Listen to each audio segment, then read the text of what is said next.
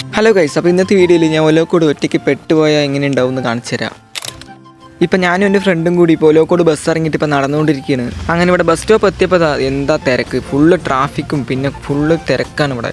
അങ്ങനെ അവനാണെങ്കിൽ ഈ മെഡിക്കൽ സ്റ്റോറിൽ എന്തോ മരുന്ന് മേടിക്കാണ്ട് വന്നിട്ട് പോയതാണ്. ഇപ്പോൾ അവൻ പോയ വഴിക്ക് എത്ര ബസ്സാണ് പോയിക്കൊണ്ടിരിക്കുന്നത്. സോ എനിക്ക് പോകാനുള്ള ബസ്സൊക്കെ ഇപ്പോൾ പോയിക്കൊണ്ടേയിരിക്കുന്നുണ്ട്. അവനാണെങ്കിൽ ഇതുവരെയായിട്ട് കാണാനുമില്ല. പക്ഷേ ഞാൻ കയറുന്ന ബസ്സിൽ അവന് കയറാൻ പറ്റില്ല. അവന് ചെറുപ്പളശ്ശേരി വണ്ടി കിട്ടിയാൽ അവന് കയറാൻ പറ്റുള്ളൂ. എനിക്കാണെങ്കിൽ ഏത് വണ്ടി കിട്ടിയാലും മുണ്ടൂർ ഇറങ്ങിയാൽ മതി. അങ്ങനെ ഇപ്പോൾ ഒരു KSRTC വരുന്നുണ്ട്. ഇതിലാണെങ്കിൽ ഫുൾ ചാർജ് കൊടുക്കേണ്ടി വരും. സോ ഇതിലും സീറ്റ് ആണെങ്കിൽ എന്ത് നന്നായി.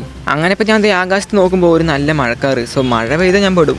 അങ്ങനെ ഇപ്പോൾ ഒരു ബസ് സ്റ്റാൻഡിൽ കണ്ട കാഴ്ച ഉണ്ട്. അതാ കുടിവെള്ളം. ഇതൊക്കെ നല്ലതാണോ എന്തോ.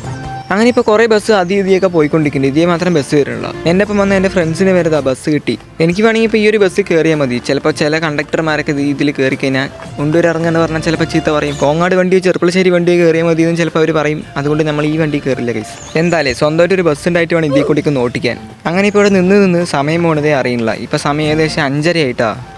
അപ്പോൾ ഇവിടെ 5:30 ഞങ്ങൾ സ്ഥിരം പോകുന്ന ഒരു ബസ് വരും. ഇതാണ് കാരുണ്യം. സോ ഈ ബസ്സിലാണ് ഞങ്ങൾ സ്ഥിരം പോകാറുള്ളത്. അല്ല, വണ്ടി വന്നു. ഈ പോയ ആളിന് ഇതുവരെയായിട്ട് കാണാനില്ല ഗൈസ്. അവനിന്ന് എങ്ങനെ വരുമോ. അങ്ങനെ എത്ര നേരത്തെ ക്ലാസ് വിട്ടാലും ഞങ്ങൾ ഈ ഒരു വണ്ടി തന്നെയാണ് വീട്ടിൽ പോകാൻ പറ്റുള്ളൂ ഗൈസ്. ഇന്ന് ശനിയാഴ്ചയാണ്. ഇന്ന് ക്ലാസ് ഉണ്ട്. ഇന്ന് വേറെ ട്രേഡുകാർക്കൊക്കെ നേരത്തെ വിട്ടു. ഞങ്ങൾക്ക് മാത്രമേ 5 മണിക്കേ വിട്ടുള്ളൂ. എന്നിട്ടാണ് ഇപ്പോൾ ഈ അവസ്ഥ. അങ്ങനെ എങ്ങനെയൊക്കെ ഞാനിവിടെ ബസ്സിൽ ഇങ്ങനെ വലിഞ്ഞ് കയറിയിട്ടുണ്ട്. ഇവിടെ നോക്കുകയാണെങ്കിൽ ഞാൻ ഒഴിച്ച് ബാക്കി എല്ലാവരും ബംഗാളികൾ.